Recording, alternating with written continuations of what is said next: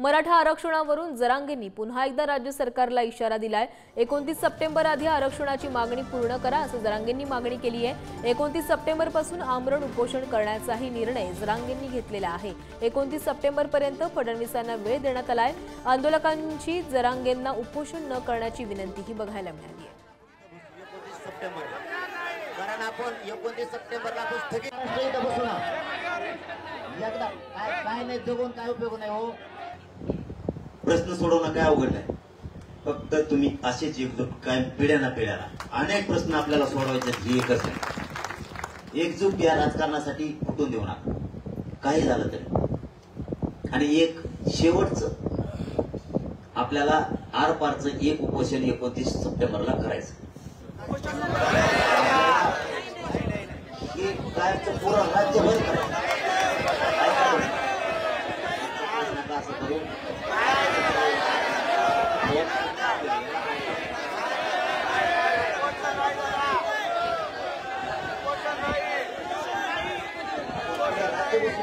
ही लढा शेवटचा आणि आरपार होणार आहे। उपोषण शेवटचं होणार, आरपार होणार। समाज मी संपवून देत नाही। मी समाजाचा अपमान मी सहन करू शकत नाही। देवेंद्र फडणवीस मुद्दाम आपल्या लोकांना तिरस्कार करतोय, आपल्या लोकांना हिनवायला लागला। आपलेच मराठ्याचे आमदार मंत्री ते आपल्या अंगावर घालायला लागला। जाणून बुजून मराठ्याचे आमदार हो देवेंद्र फडणवीस आपल्या अंगावर घालायला लागला मुद्दाम। त्याला मराठ्याला आरक्षण देत नाही, मराठ्यात भांडण लावायचे आणि ओबीसीत मराठ्यात बी लावायचे त्याला।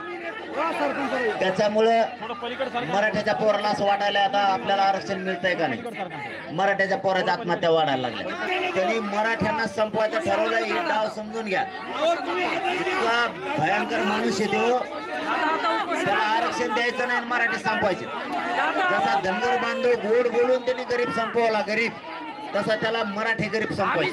त्याचा हे डाव आहे। तो बोलताना मराठ्याच्या आमदारापाशी काय बोलतो माहिती आहे का तुम्हाला?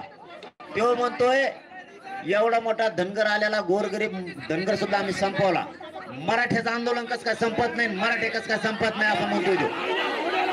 धनगरांचं आंदोलन संपवलं तसं मराठ्याचंही संपवा म्हणून त्याने मराठ्याचे आमदार आपल्या विरोधात घातले।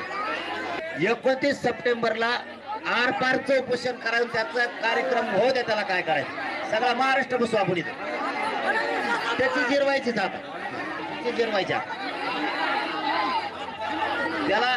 त्याला मराठ्याच्या मनगाडाची ताकद 29 सप्टेंबरला मराठ्याच्या मनगाडाची ताकद काय असते कळलं द्या। यांना खेटायचंच ना, यांना खेटायचंच तर खेटू द्या। बघूयात आता शेवटी देवेंद्र फडणवीसांची कुठपर्यंत उडी आहे हे आता बघायची। पुऱ्या मराठ्यांना आरक्षण दिल्याशिवाय मी हटत नाही, आणि ते पण ओबीसीतून। कोणता छगन भुजबळ आणा येतोय, देवेंद्र फडणवीस त्याला कसा पुढं करतो ते सगळं बघतो मी।